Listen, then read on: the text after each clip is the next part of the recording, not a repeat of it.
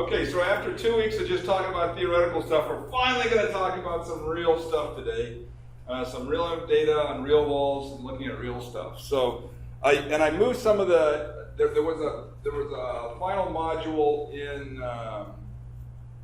block 2, and if you saw it disappear, it didn't disappear. I just moved it into this block. So now we're on to talking about we're another week, and we'll actually be ready to design retaining walls. So now we're going to talk about some of the basis designs and some of the guidance for actual doing designs. Okay, so today we're going to talk about the displacements required to actually meet the passive and active conditions, and you should be able to estimate those.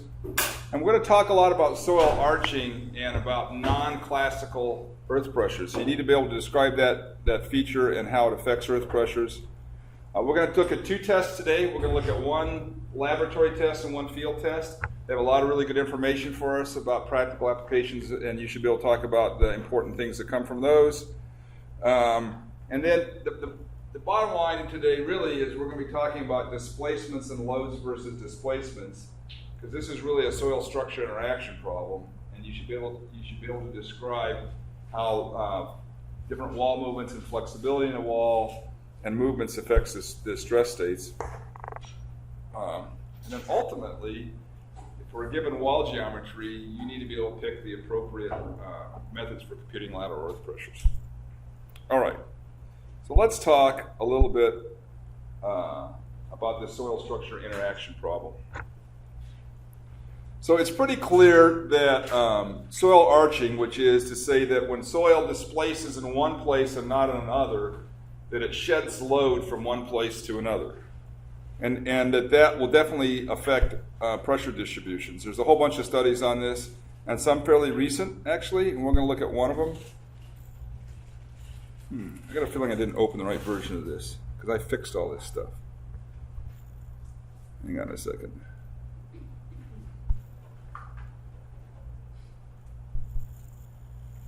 There we go.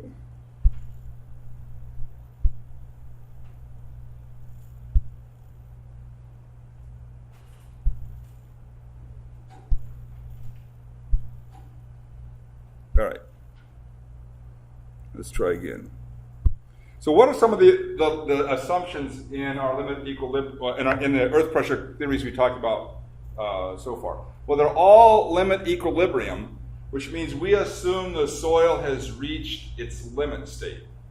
So it's in a state of failure, either in the passive failure or the active failure. So it's either in triaxial extension or triaxial compression. So the soil's in a failure state. We've assumed that we've had rigid walls, and by rigid I don't mean non-moving, I just mean non-deforming walls that are either translating or rotating, but there's no deformation to the wall. It's simply translating and rotating. The walls are rigid. We assume the soil around it's in a uniform strain. That is, when we assume when the wall moves that all the soil behind it changes together, and it's all reaches the failure state at the same time. We really don't say anything about the stress-strain relationship, right? We haven't said anything about deformation and strain. We're just talking about getting to failure. So it's only, in our model so far, there's only 2 states, not failed and failed.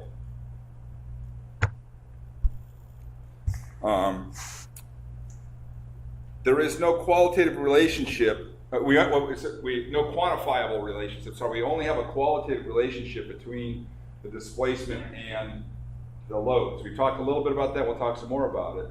But the bottom line is there's no stress-strain relationship. We do not have a relationship between stresses in the soil and deformation. All we have is that when it gets to failure, we've got some estimates of how much deformation it takes to get there. But there's no stress-strain relationship in any of our models. And the other thing is that the friction angle is not constant for soils. We're going to talk about that a lot today. And we don't model peak or residual friction. Everything, we have a single failure surface. We've assumed a simple Moore Coulomb failure surface, and we don't have any way in the models we talked about so far to deal with changes in that failure surface. So those are all very limiting things. So let's talk about wall movements needed to reach active and passive pressure. We've already shown this thing qualitatively. This is a figure that's taken out of your FHWA manual that shows the displacements. These are, again, this is for a rotating wall. Notice this is for a wall that's rotating about the base. And the passive state is to the right, and that shows you different curves for loose and dense sands. And the active state is on the left. Notice the one thing that's new to us here is that for dense sands, that there's a drop in the pressure that's very low, and then it comes back up to the active state. And with loose and compact sands, it goes straight to the active state. These are the displacements that come off the chart that's in your in the text. And you notice that basically for cohesionless soils, to get to the active state, you're requiring less than the change, the horizontal rotation over the vertical height is less than 1% of the height. Right? That's a 0.1% and 0.4%. So less than 1%. For cohesive soils, that's in the order of 1 or 2%. Whereas to get to the passive case, we're talking about 2 to 6%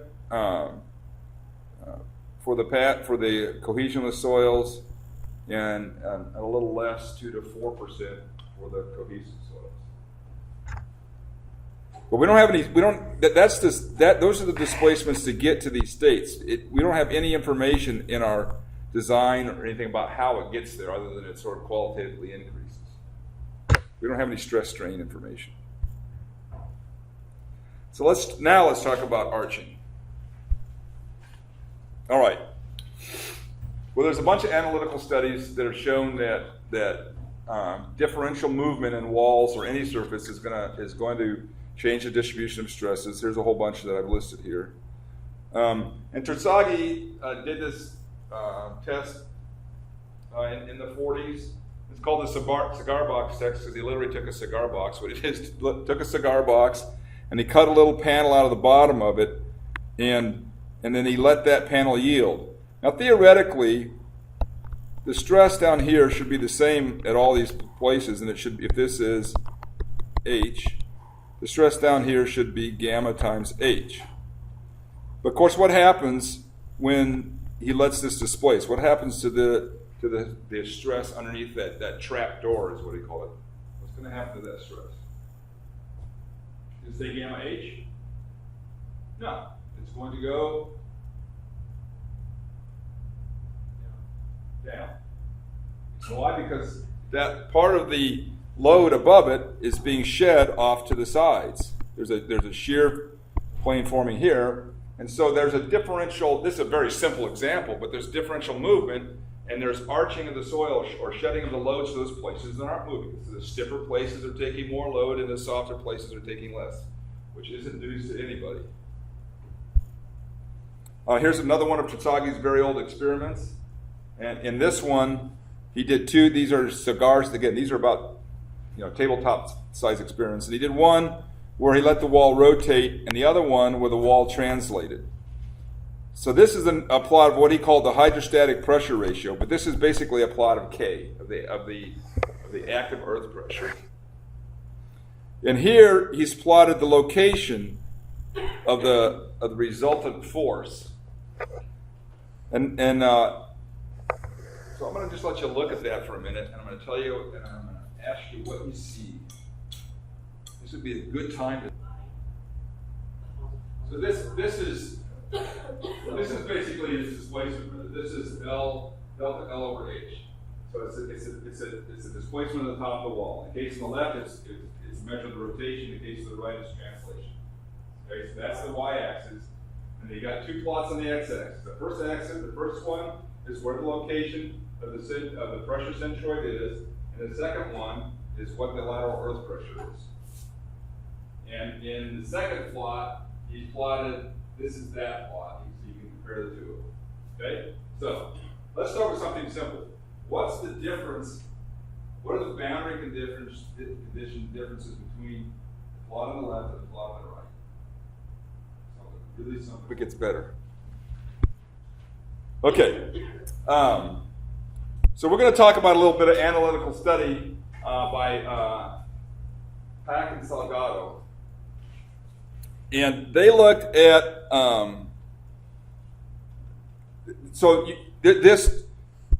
this distribution of stress that is not triangular has been demonstrated before. There's some people trying to figure out how to do it. So Pack and Salgado did an analysis where they looked at this element as an element of soil, and they applied the shear stress in the wall, and they took this end of it and assumed that these were the principal stresses, and you had a maximum shear surface there. And they did a bunch of analytical solutions, and I don't want to get into details of those.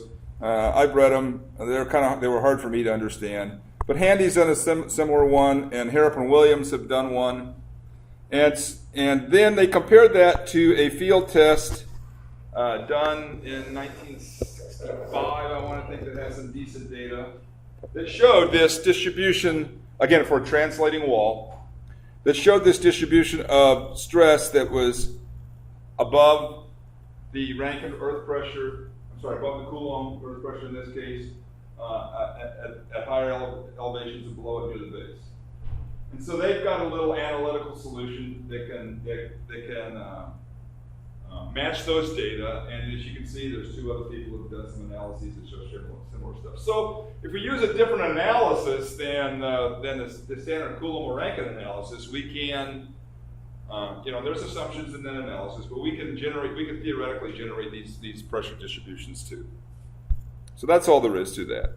So what can we conclude about that? Well, the transfer of stresses to the wall will depend on how the wall translated, and there's definitely arching that occurs when there's horizontal translation. And what it tends to do is it tends to shift the stresses from the bottom of the wall up the wall. It doesn't seem to significantly affect the total earth pressure force. It's just moving the point of action of the force, so the centroid moves up. And these effects are a function of the wall displacement. There'll be a different effect if there's translation at if there's a translation, if there's rotation at the top, if there's rotation at the bottom. You'll get a different pressure distribution for all those different ones. We've only looked at two. We looked at translation, rotation at the bottom. Rotation at the top is not particularly interesting to us, but you can do that too, and you'll get a different pressure distribution the same. And there is some experimental evidence. We looked at that little one from Terzaghi, and there's some other experimental evidence that shows that this might actually really be true. We look at the little bit of data from Terzaghi. I showed you some data that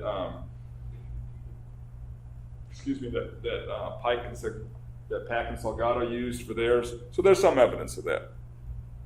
So we already know that we won't always get a classical earth pressure distribution, and the only thing we've looked at is the way the wall displaces.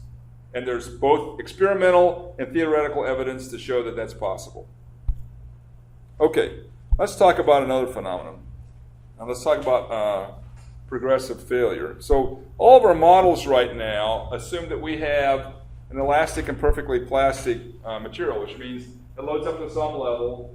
This is in our stress versus strain plot. Our soil loads up to some model. As soon as it hits whatever its peak capacity is, it's perfectly plastic. And we know that that's not the way that soils really behave. We know that if we have loose soils, that they tend to be strain hardening. That is, they tend to pick up stress. They tend to pick up load slowly until it finally reaches a peak. And that would be, that's like a direct shear test or a triaxial test on a loose material. That could be a normally consolidated clay, or it could be a loose sand. And we also know that if we have a dense material, that we always see a peak, and then it decreases. So that's not in any of our models so far.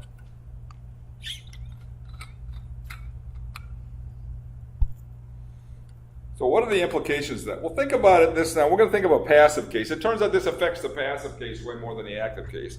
But if we have a passive case, and I'm going to push on this wall here, of all these points, A, B, C, D, E, and F, which one's going to see the most strain? Just think about this intuitively.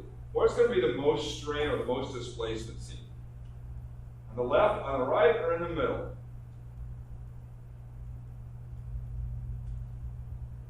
Is this all going to move at one piece? Just think about this logically. What's going to move first? Left's going to move first, and eventually we'll work our way up to the top of the slope, right? So it's just a qualitative discussion. So at A, we could easily have gone all the way over the peak and be back here at some past peak point, right? And at B, we might have gone over peak, but we haven't got enough displacement to get down here all the way to the residual. At C, we might be at the peak. At D, we might be here. And at E, we might be there. And F, we might be there. So we're not even along this slope. We're not going to reach. We're not going to push the wall, and all of a sudden all the soil is going to get to failure at the same time. Some of it's going to be pre-failure. Some of it's going to be past failure at a lower strain. So this is what we call progressive failure, where the soil doesn't really just all fail at once. A little bit of it starts to fail, especially if it has strain softening behavior like this.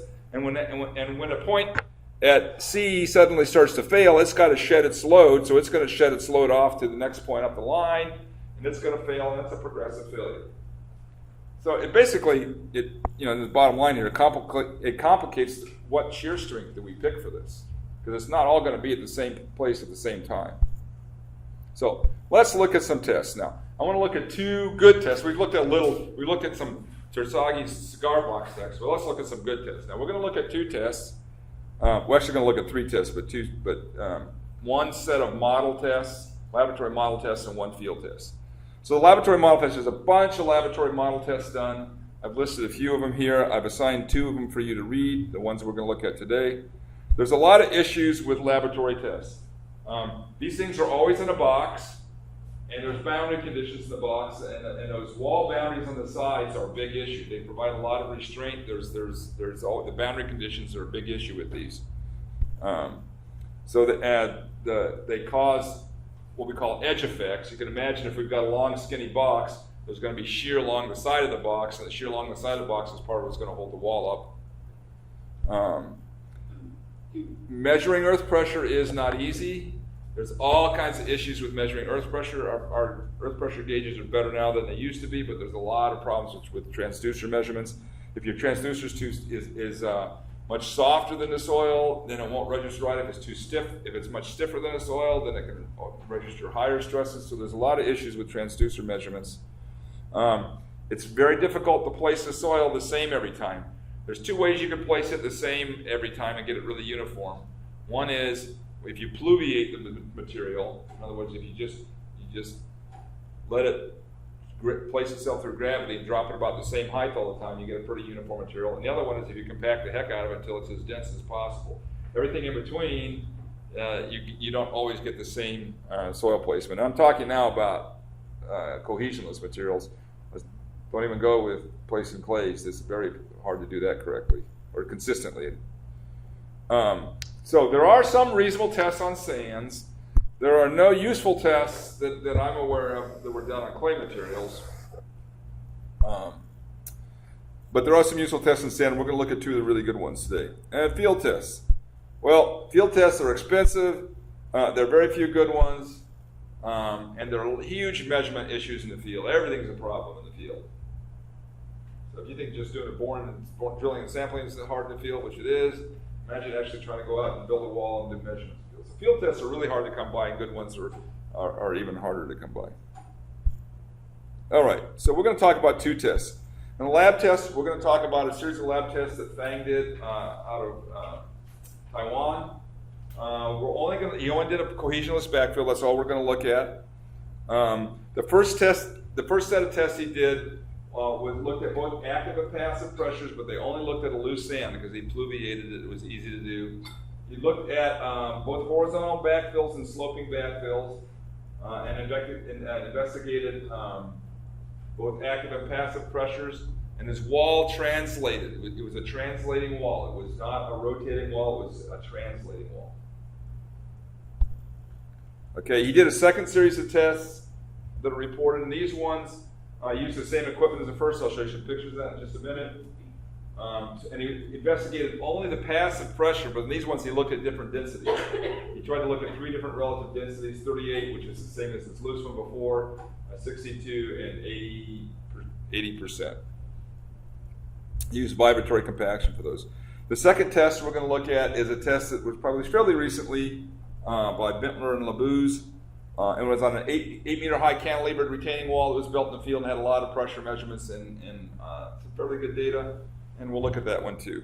So those are the 2 tests we're going to look at. So this is Fang's box.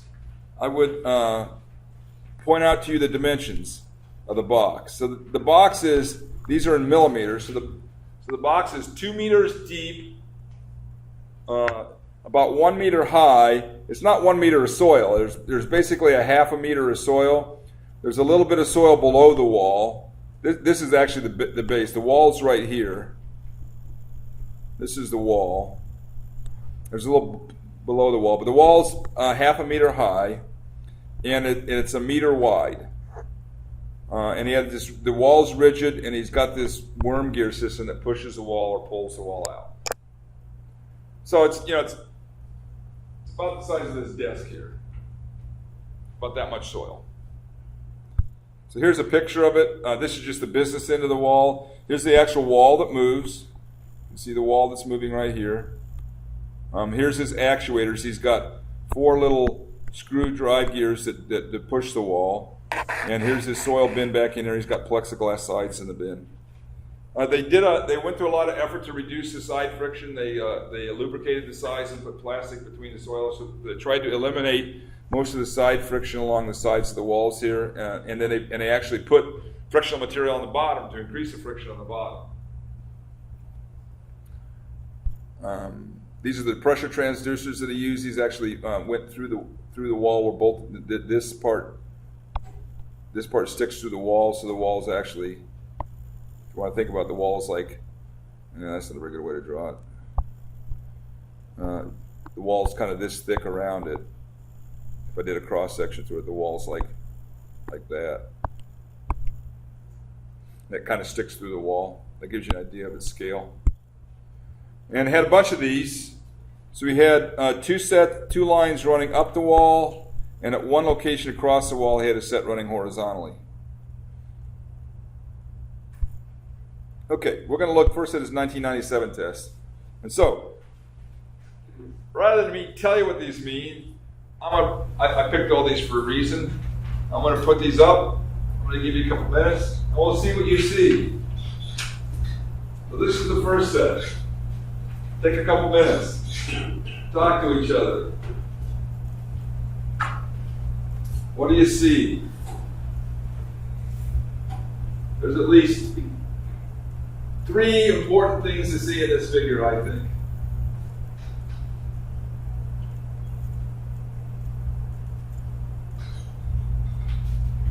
So everybody should come up with at least 1 or 2. Every team.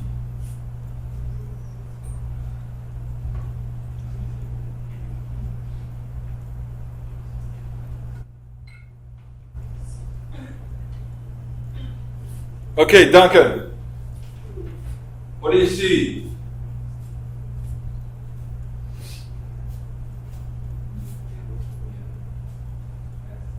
What do you see?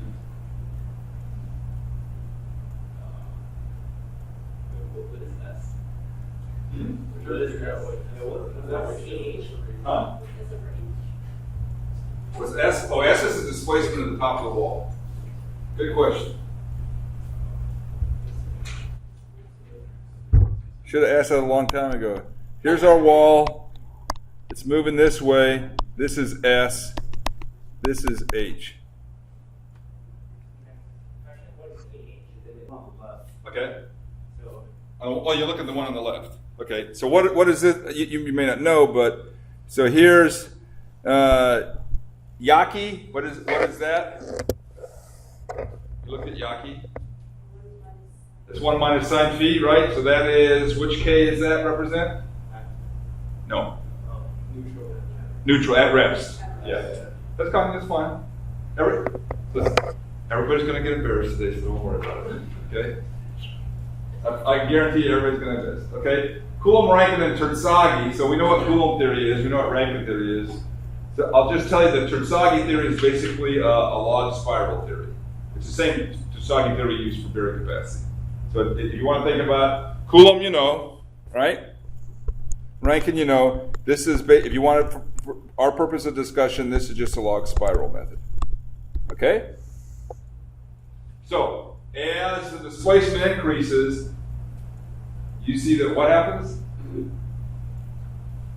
lateral earth pressure decreases and approaches your active. Okay, and where does it? And at what displacement does it get closest to the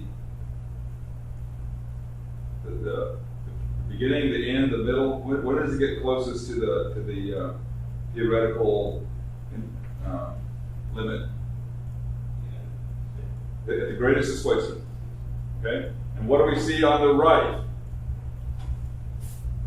You guys are on the roll, so what is KH on the right? So that what is the plot on the right showing?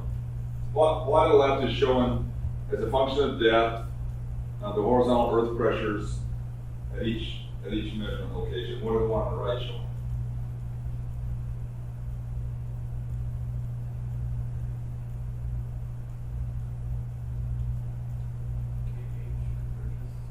So the horizontal earth pressure is a function of displacement for all the different heights there.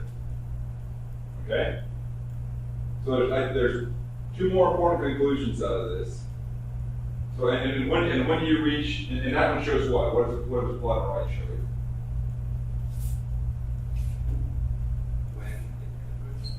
you? Okay, so you see that it reaches.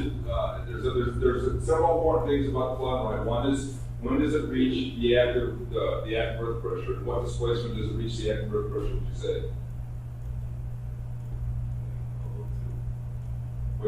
0.02 SOH, right? 2%, the displacement of 2% of the height of the wall, 0.2% of the height of the wall. Okay. What else is about? What about magnitude on the right?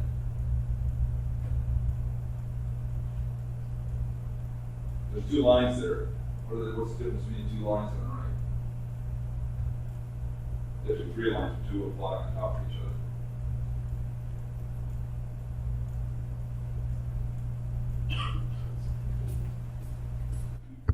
What's the difference between the red line and the green line?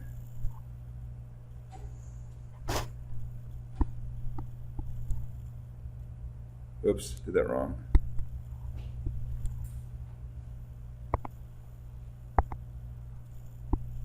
Right? The red line represents the theoretical Rankine earth pressure. In this case, if it's talking Coulomb, basically plot on top of each other, which is the same thing you see over here. This is, what color do I have right now? Red.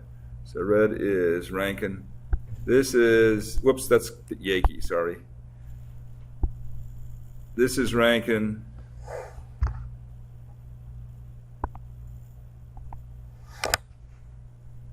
This is Terzaghi and Coulomb. Okay, so what's another conclusion we have from the plot on the right? You can see it on the left too, but it's easier to see on the right.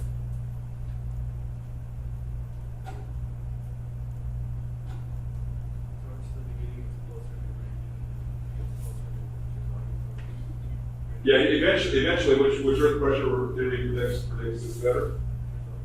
Terzaghi and Coulomb, right? Okay. One other important thing about the one on the right. What? Is it the Rankine theory is conservative? Well, it depends what you want, right? The Rankine theory definitely overpredicts the active earth pressure, and the Coulomb and the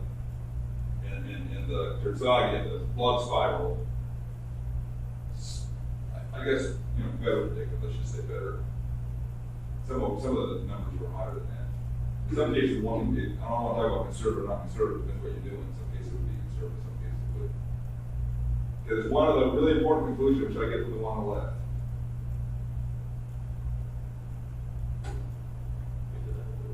Pardon? Yeah, so the right tells us that the left and the right both tell us we eventually get to one of the theoretical solutions. The one that's closest is Coulomb and Terzaghis in this case. And that the Rankine is higher. And we eventually get there. And the one on the right tells us we get there at displacement. The one on the left tells us it's 2, but it's easier to see on the right. About 0.2%. The left will all move about 0.2% to the right. What we were just talking about before we started this series on lab tests, what were we talking about? What do we get from Terzaghis' little test where we rotated one and translated the other?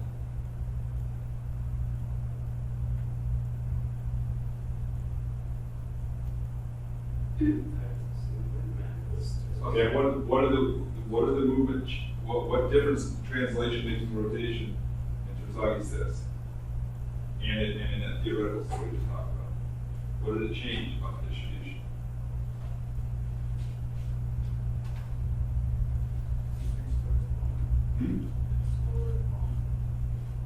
Well, the resultant was different, but how did the distribution change between rotation and translation?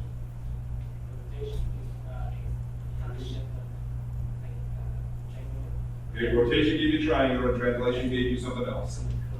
Right? Which one is this, rotation or translation? Which one is it? Translation, right? The wall's moving. Right? Those 4 screws all move together. Okay, and what kind of shape is it giving us? Look on the left, it's giving us a triangular shape. Okay?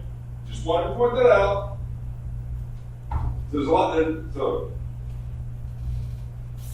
So we've got a bunch of conclusions from this already. Now this was for the active case, right? All right, so let's look at another one. This is, by the way, this is active and it's loose, right? I didn't write loose on this one, but this one's loose. Sand, active, horizontal, loose. All right, so here's sand, loose, passive, horizontal backfill. All right? Give me a minute. This one should be easier. Only because we've looked at a lot of this stuff already. So the only difference now is we're pushing the wall into the sand instead of pulling it away from the sand.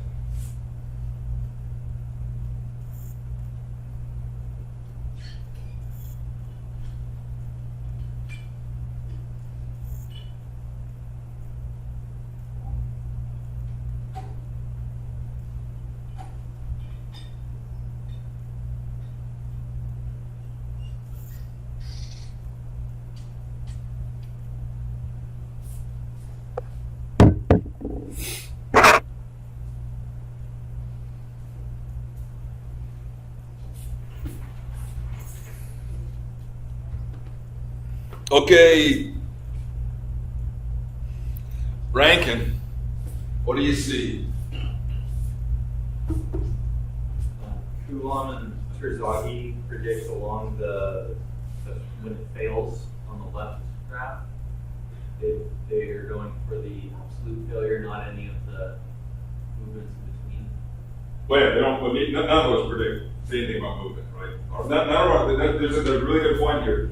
These lines, why are these lines horizontal? Let's see, what color have I got here? Green. Did I do Coulomb and Terzaghi in green? And I did this one in red. So Rankine's not even plotted here, right?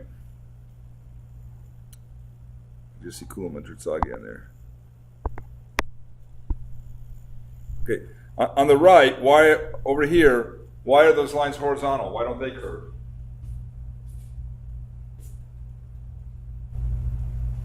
Why don't the lines for any of the earth pressure theories curve? Pardon? Yeah, they're constant because. Well, it's not just because of theoretical value. I can give you other theoretical values that move. They're based on what? What do we call these methods? Again, just L, limit equilibrium. We're assuming that There's only one case, it just gets to failure. We don't talk about it. There's no stress strain data with this. Talk about that. They just give you the limit. It's a limit. It's the edge. Doesn't say anything about what happens before the edge. It just says when you get to the edge, you fall off the cliff. Before the edge, don't know. Don't know whether you get scared or not. Don't know whether you start to, sweat. Don't know. All we know is you get to the edge, you step off the edge, you fail. And this is the value at which you fail. That's all they tell us. Okay? That's really important. So that's why the horizontal. So back to your conclusions. The Rankin under predicts. Okay, Rankin under predicts. And in this case, it's cool and Chisagi do a good job of predicting. What do you think?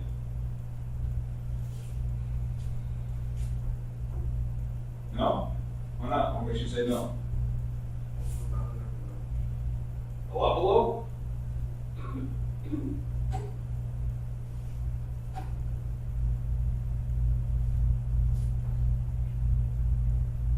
After a certain displacement.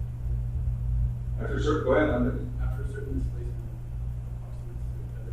Well, I think the thing that concerns me most about this, well, there's a large displacement. We'll get to that too in a second. Okay, did we reach an asymptote in this one? If you look on the right, have we reached an asymptote? Is it pretty flat? What about on this one? I don't know. Not sure. Just keep going. It's not flat. It's getting flatter. It's definitely getting flatter. But that was probably the limit of their machine. I suspect they couldn't push it any farther than that. So at the end, Coulomb and Rankin are also under predicting. Are they doing a better job than? I'm sorry, Coulomb and Chisagi. Are they doing a better job than Rankin? Yeah, I mean, I think they are. Yeah. Did they do a better job of picking predicting the peak? Okay. What else do you get out of that one?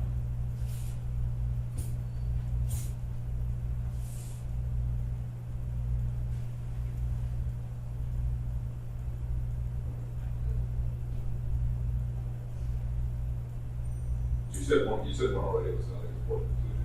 The wall movement? Yeah, how much wall movement did it take to get to, even if we call the end of it the end, how much wall movement was that? 20%. A lot. Okay, and what's the, on the left-hand side, what's the other conclusion we have on the left-hand side? About the distribution, what's our distribution? Triangular. It's pretty triangular, right?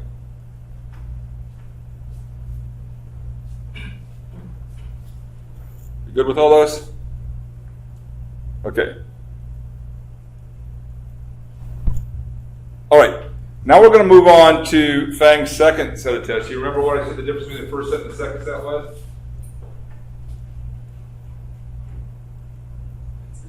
Yeah, this one, he was doing, he did loose, medium, and dense soils. We're only going to look at one of them. And these are all passive. So we're only looking at passive now, and we're going to look at his medium dense sand, right? This is the medium dense. Okay? So this is passive. Just same test as the one we just looked at. What's it? There's only one difference between this one and the one we just looked at, and that difference is?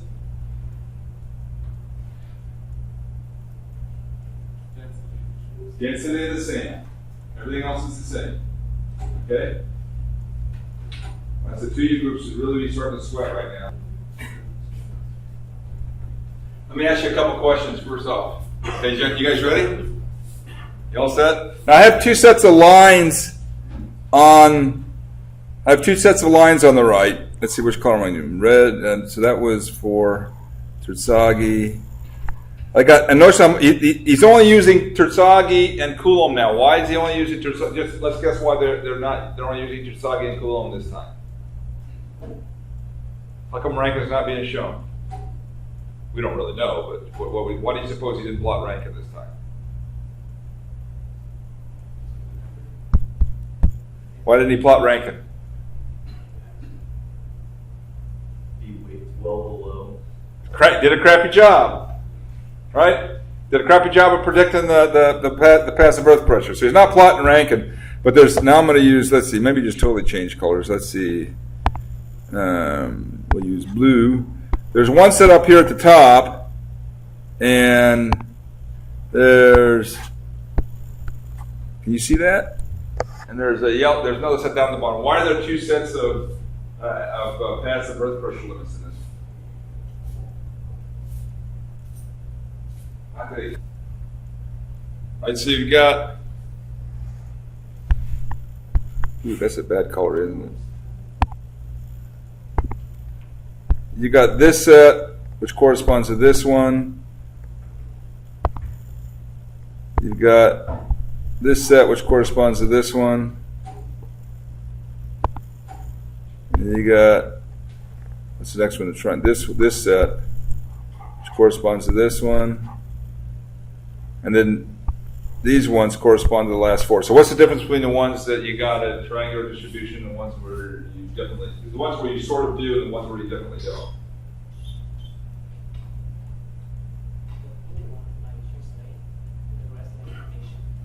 Pardon? The blue column is like translate, and the rest is just. No, it's all translations. The model only translates. What's the difference between those two? You got 1, 2, 3, 4, 5, 6, 7 different measurements. What's the difference between the 7 measurements?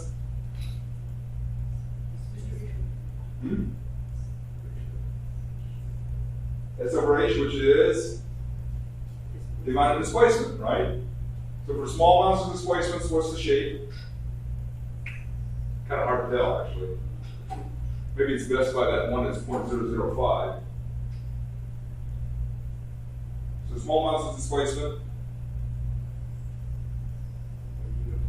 It's not, well, uniform, or maybe there's a bulge in the middle, depending which one you look at. Eventually, though, you do get to a triangular distribution, right?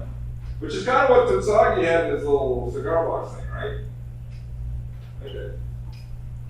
But eventually, we still get, when we finally get out to read, now, where does peak occur? Which one of these, on the left, which ones correspond to peak? Which displacement did we get peak at? Peak's about right here, right? Someplace right in there, 0.04. Which one of those is that? Well, this one's the one that's closest to it, right?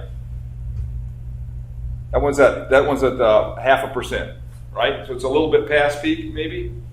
What's the shape of that one? Okay, that one looks like this.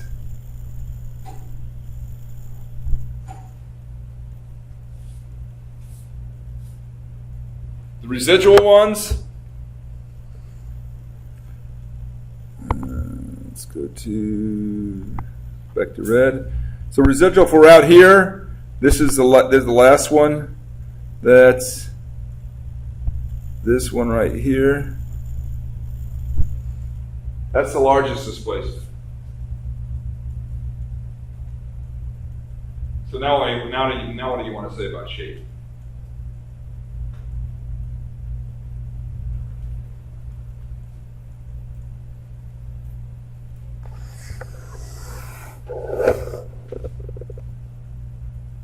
Looks more like the shape earlier in the translation model that it wasn't a triangle. At the peak, for this test, for the dense sand, at the peak passive earth pressure is not triangular. The ultimate, or the residual, however you want to say that, gets pretty close to triangular. But the peak one clearly isn't. Right?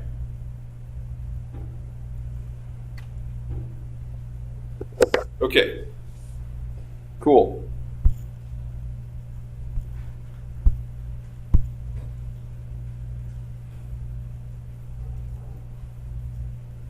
Okay, this is, what's the difference between this one and the last one? Look at the title.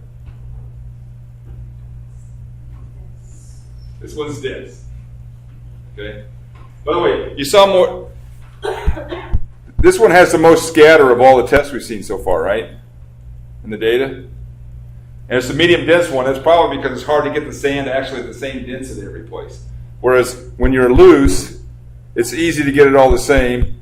And this one, where it's dense, it's basically as dense as I can get it. The data is more uniform because the fill is more uniform. Okay, so the peak predictions from Coulomb and Terzaghi, again, we only have Terzaghi and Coulomb. They're still overshooting the peak. Which one's closer? Okay, and that is, in our speak, with, we talk about Coulomb, when we talk about classic earth pressure theories, we talk about Coulomb, Rankine, and what was the third one? Log spiral. So when you see Terzaghi, it's a log spiral. The one that's coming close is a log spiral. What about on the residual? Log spirals do the best job. Okay. What else?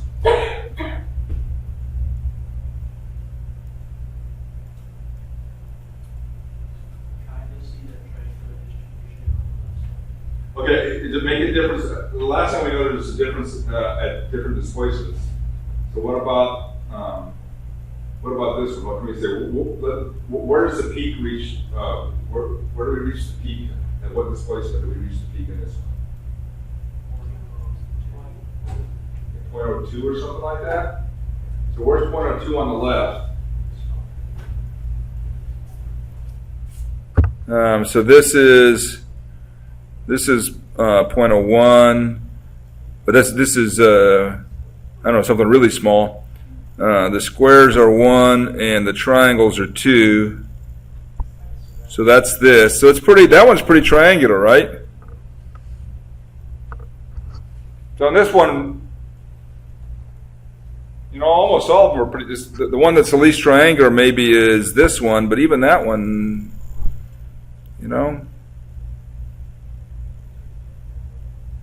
And our last one is, let me draw it in a different color. The one with the most displacement is at 20%, is like this. I certainly wouldn't call that, lower at the bottom, higher at the top. So this one, we're getting more triangular distributions from this one than we are the other. And what strain are we getting to the residual in this one? Not strain, what relative displacement? Do we get to the residual earth pressure?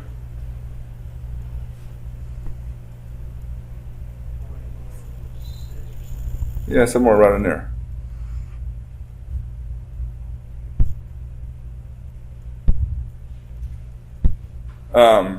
So this is just a quick sign. I'll just go over this one really quickly. So remember, this was so this is a plot of the horizontal earth pressure versus displacement. Here's the loose.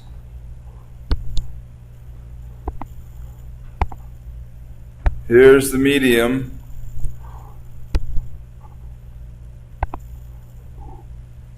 And here's the dense. Okay, so what conclusions do we have about this?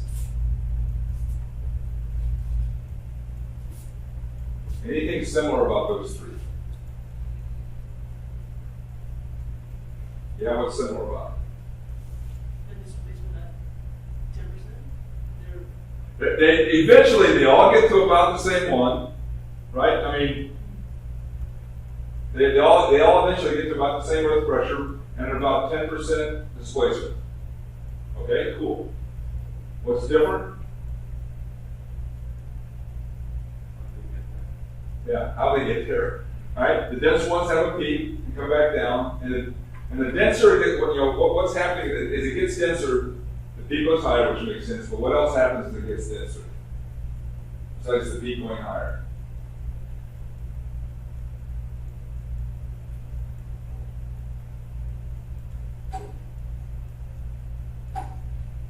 Failure is steeper. Yeah, it reaches it faster, whichever you want to say that. You reach the peak at less displacement. The denser it gets, the sooner you reach peak. Okay? And the right just shows you a comparison based on relative density to the peak and the and I actually so this is for the peak, and I'll do in red is for the residual. Here's the residual test data.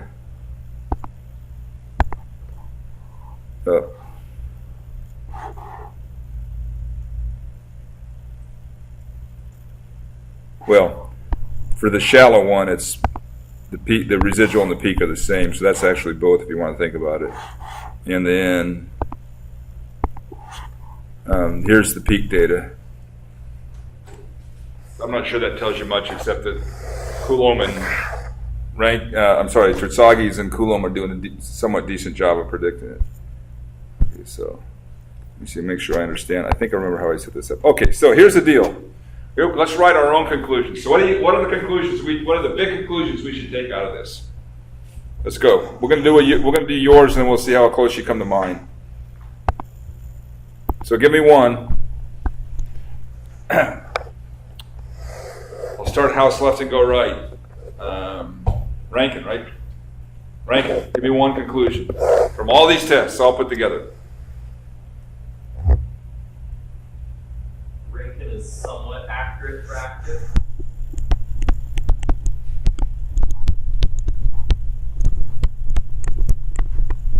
Okay? But it's not valid for passive.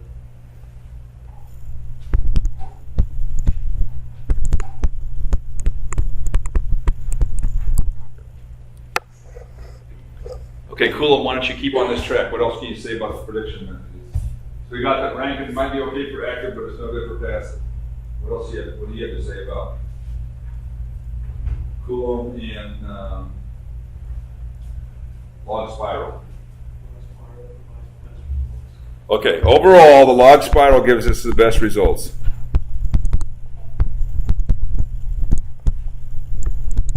Was that on both passive and active or just one? On both, right.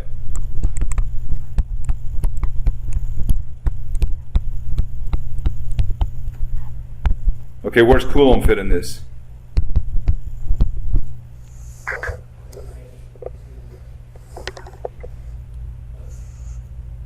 Was Coulomb better than Rankin or worse than? Yeah, where's Coulomb fit?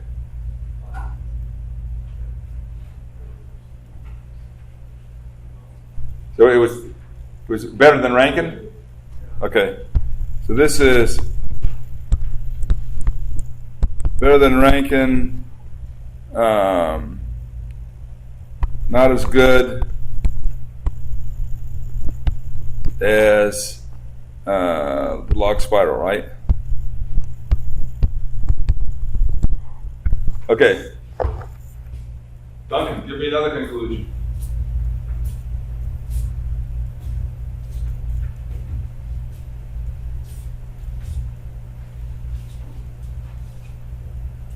Overall, from all of this.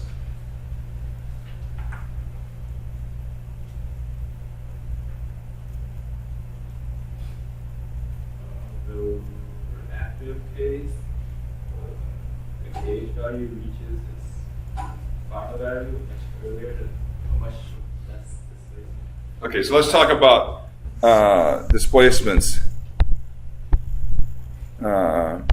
to I was going to say peak values, but to limits. Okay, what were you going to say about active?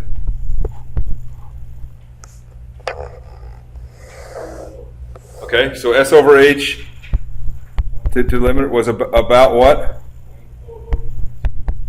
Okay. And what about passive?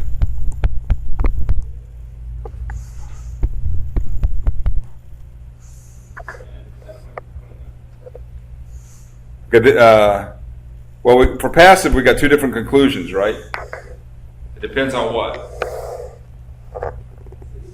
Depends on density, okay? So let's do loose first.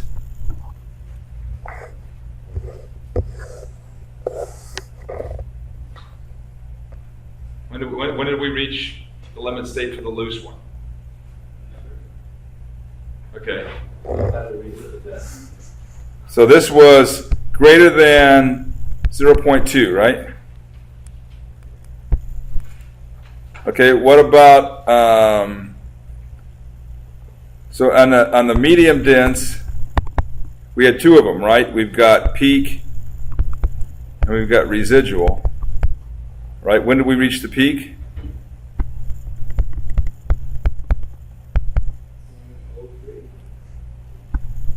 3%, and what about the residual?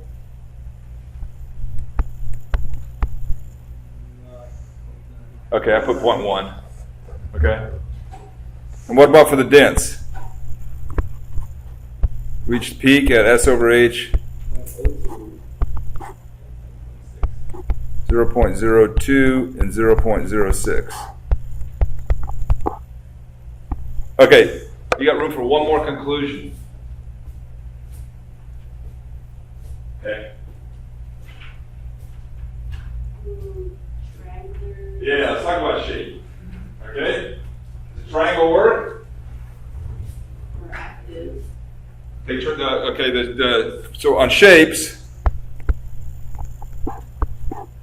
triangle was good for active.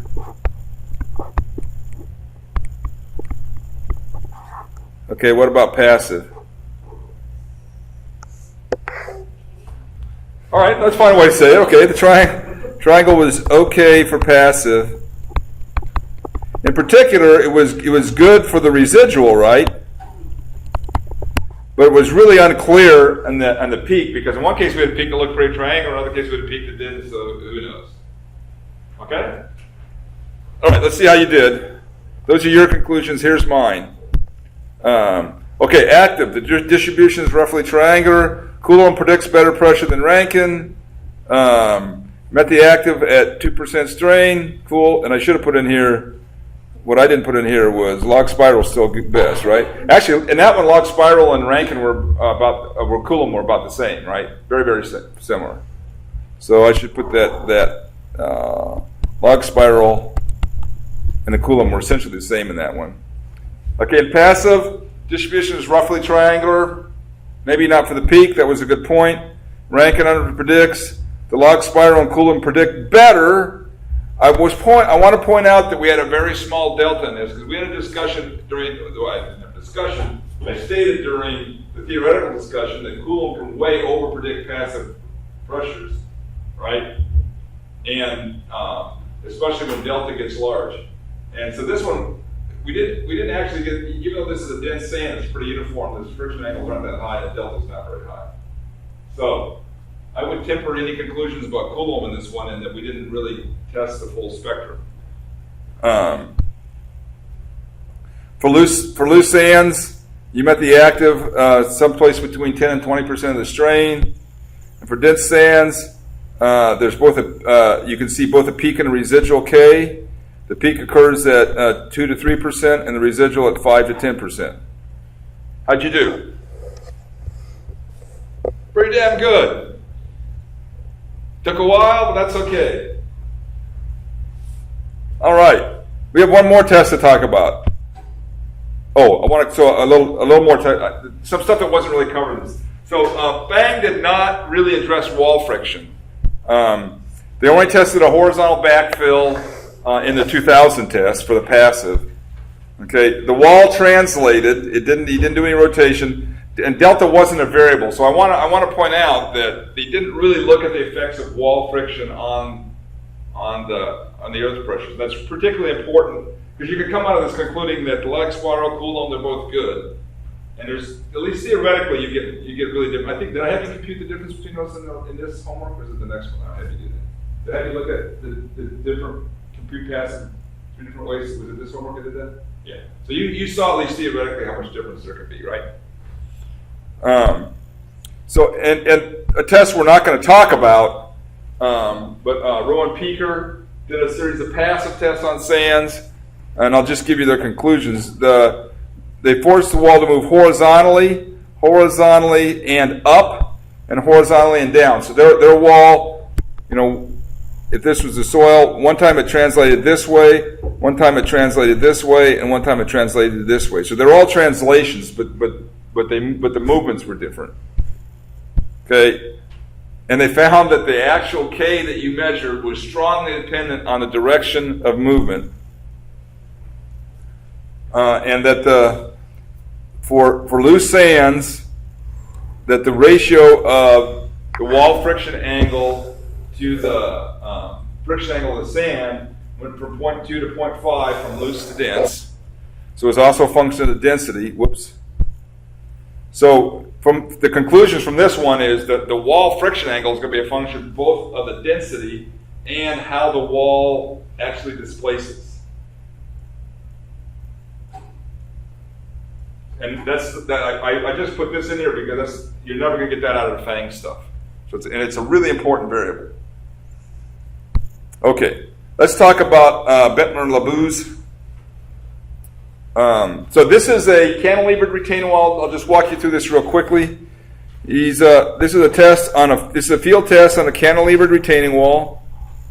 Here's the retaining wall. They had 4 different kinds of measurements. They had pressure transducers at these locations. They had earth pressure transducers.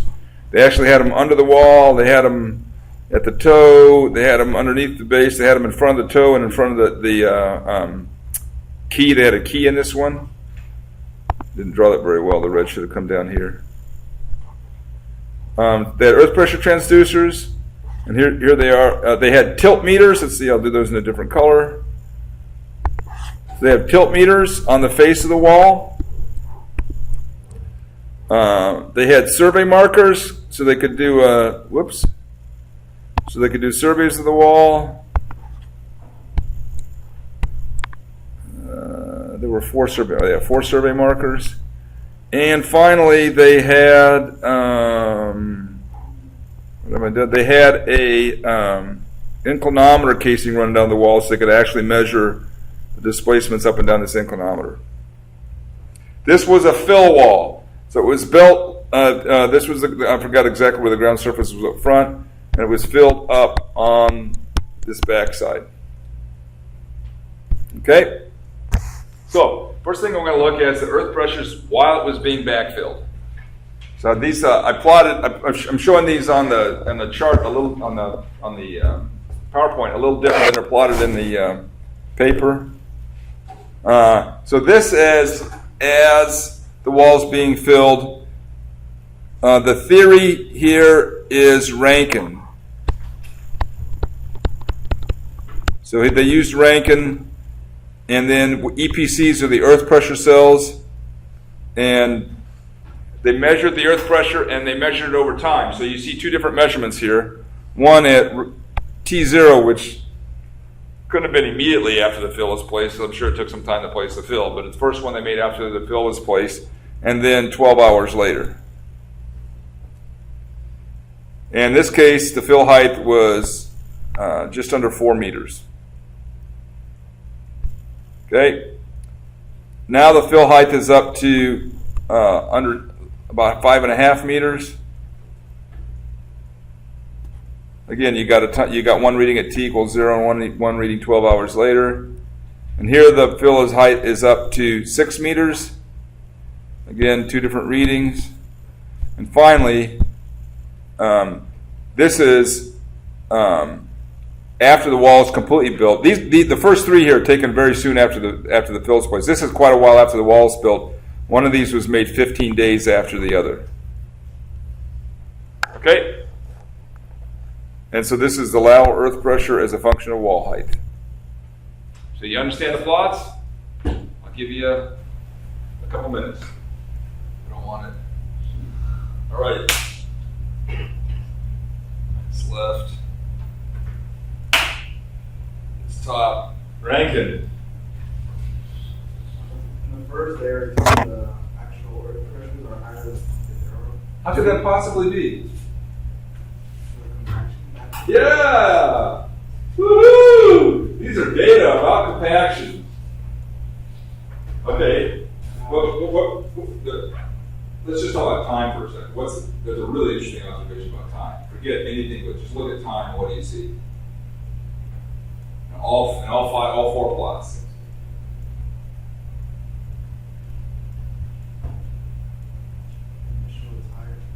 Okay, so time decreasing. All 4 plots, the earth pressure is decreasing with time. With significant time, 12 hours for the other ones, and that other one's 15 days later. It's definitely lower. Okay? Cool. All right. So it's going to be all about compaction and earth pressure here. So initially it's higher. And what happens is the fill gets this is I think this is really, really interesting data. So let's just look at the first 4 meters. So let's just talk about that. I want you to talk just about the first 4 meters and tell me what's going on as the fill goes up. So initially, it's higher than you would predict, right? What happens is the fill goes above the first 4 meters.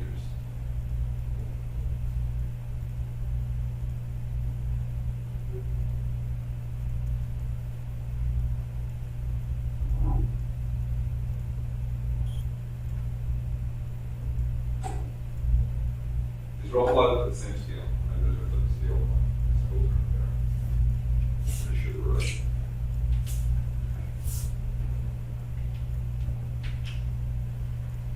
I should check that. I thought they were. Well, I'm not gonna check it now.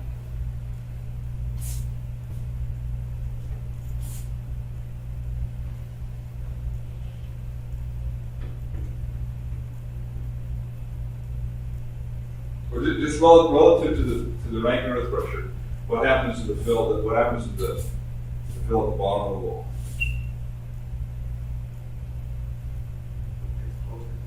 Yeah, eventually it comes up to the rank.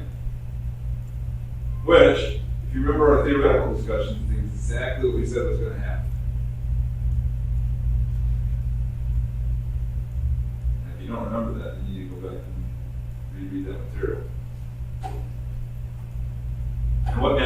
And what happens is we go higher up the wall. We get the same thing. What about at 6 meters? Or what's that? 4.5, 5 meters, whatever that is.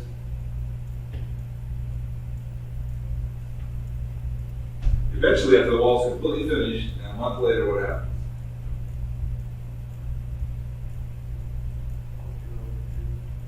Yeah, it goes back to the right.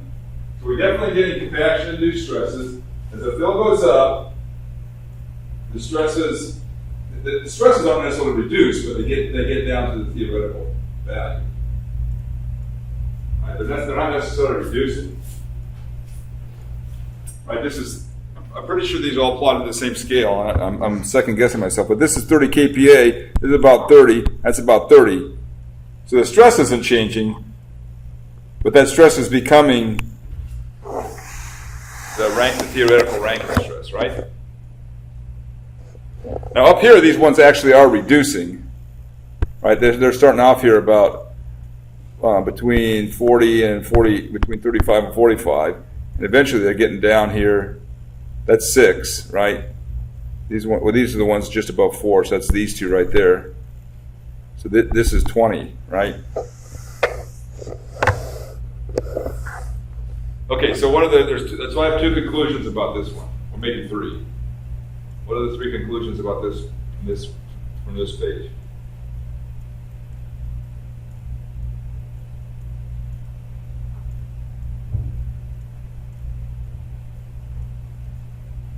The lateral stress decreases with time. Okay, 1, the lateral stress is definitely decreasing with time everywhere, always. Okay, 2.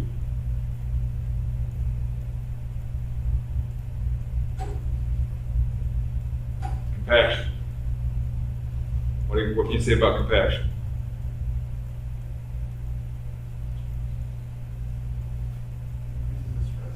You're going to get horizontal stresses higher than theoretical.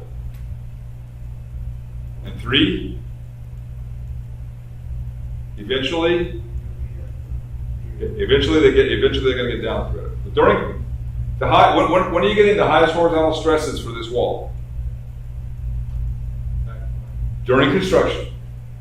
So if you're going to break this wall, when you're most likely to do it? During construction. Okay? All right, this is related to that.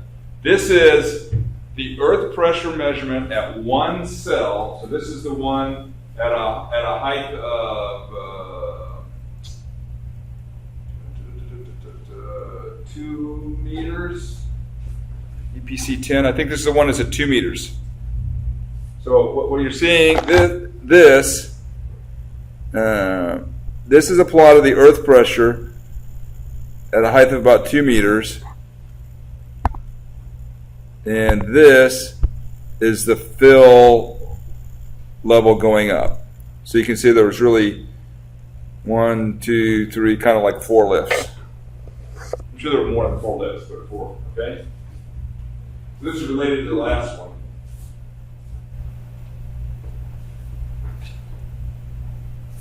Okay, I'll give you a minute. And somebody's on the hook. This was easy, it's not that much to it. You ready, Duncan? This is all qualitative. What do you see in this one?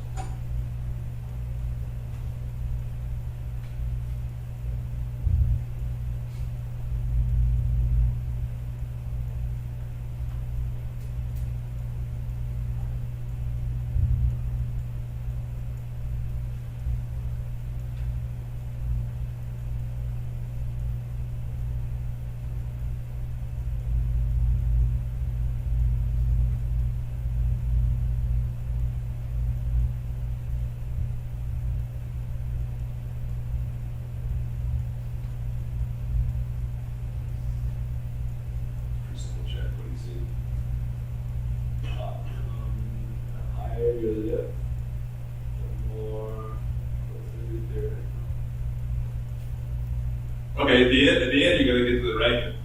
So why is it higher earlier? Why do you have that big peak at October 20? What is that? 20 between the 29th and the 30th, whatever day they replace that film. Why do you get that second one out there between the 30th and the 31st? What's happening then?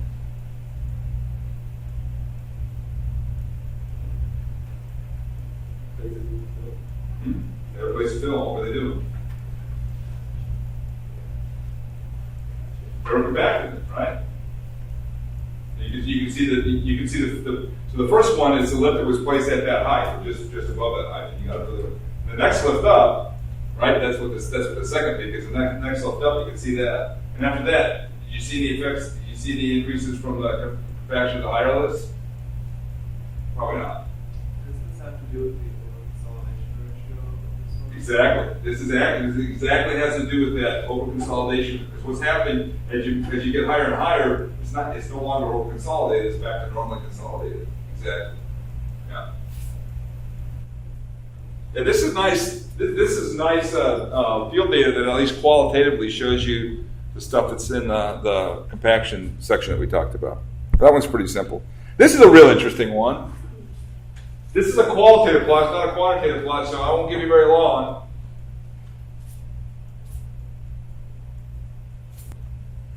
Why are we getting more displacement back here than up here? Why is this wall rotated backwards? Because what's it's saying is the wall is actually rotated this way. Whoops. Is that what you'd expect if you built a wall? Actually rotate backwards? I'll ask Raul this question because he should be able to answer it. What would, if we had just done this design, Raul, because he just did this last quarter. Here's my wall. What would you predict about the distribution of pressures underneath it? Where would it be highest? Yeah, you'd predict this distribution, right?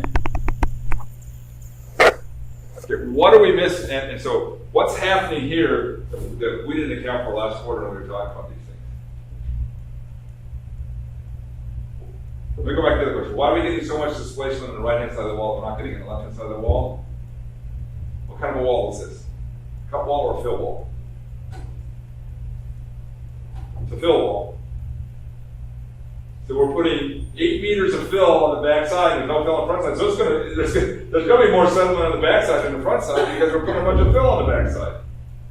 And because of that, it's actually changing the distribution of stresses on the footing from what you would predict and the way you would design it.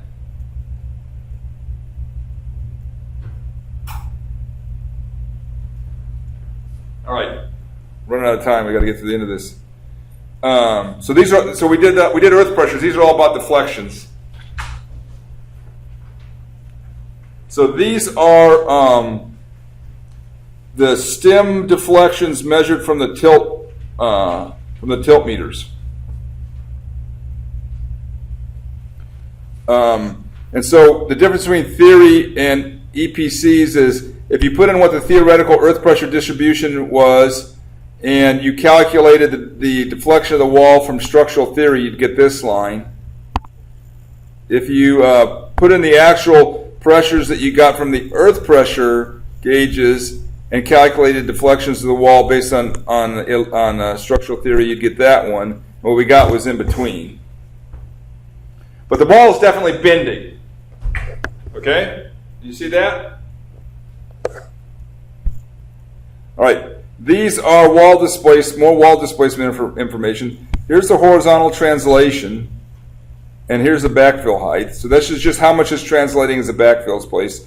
Notice this thing moves. This is the average translation of the whole wall, right? So the average movement of the whole wall is half an inch. And these are measurements from I thought these were from the inclinometers.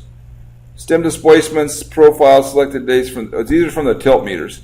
So this one says it's actually going backwards at the bottom and well, not going any place here, but it's actually going backwards, and at the top it's going frontwards.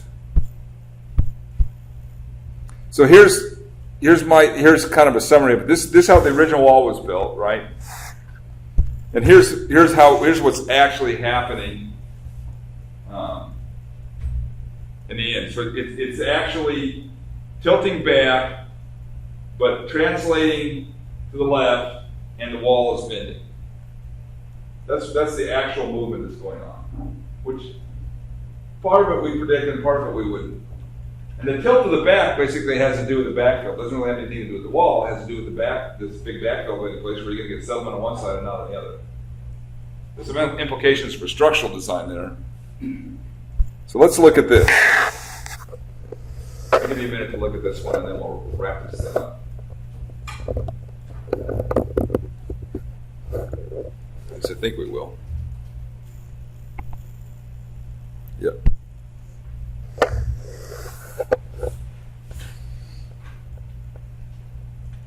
Okay.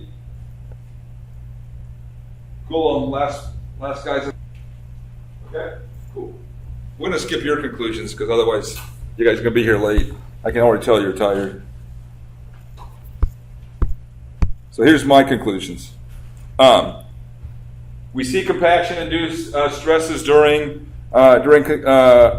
construction. It definitely reduces to active over time.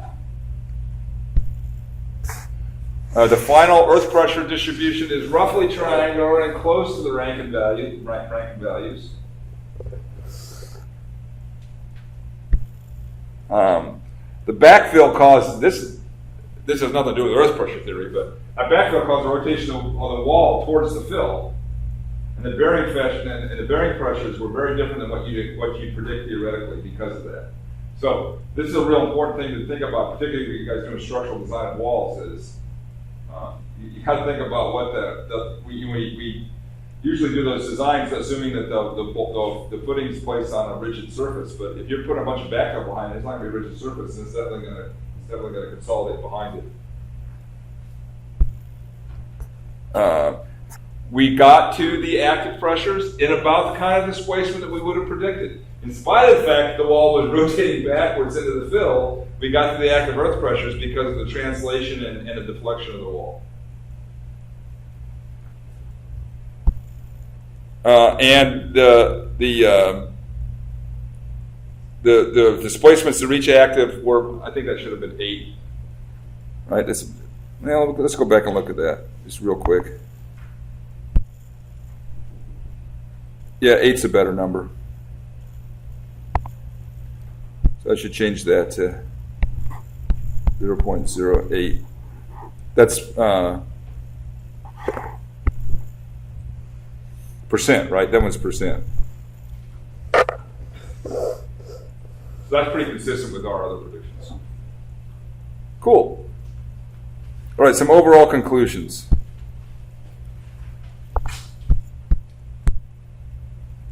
Okay, these are conclusions only for cohesion. All we've talked about today are cohesionless materials, all right? That's all we've talked about.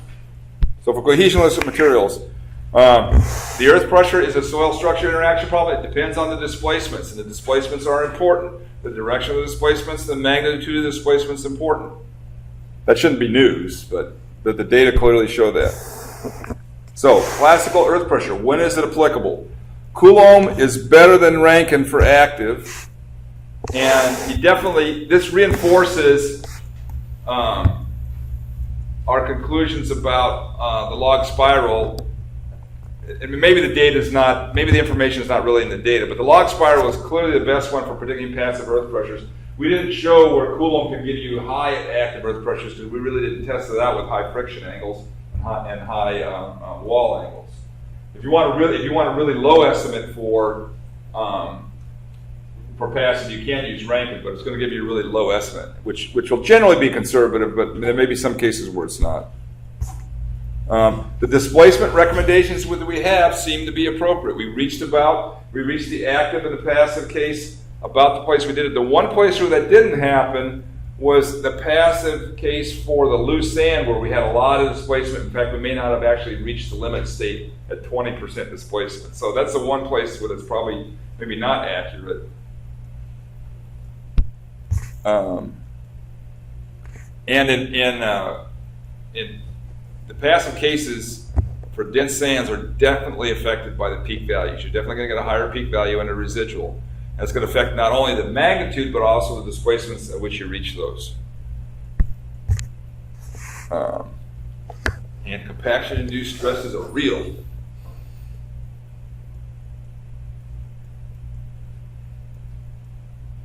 All right, I had no idea how long that was going to take. Took a little longer than I thought, but that was our first time out of the shot. We will pick up next time. You have 2 more modules posted for you. We will pick up with those next time. I've assigned these 2 papers for you to read and review. Should be easy now. Any questions for me? And I'll post a little thing on the Piazza for you to give me a little feedback about how you like or dislike this way of doing stuff today. I like it a lot. I don't know about you guys. Okay? Any questions?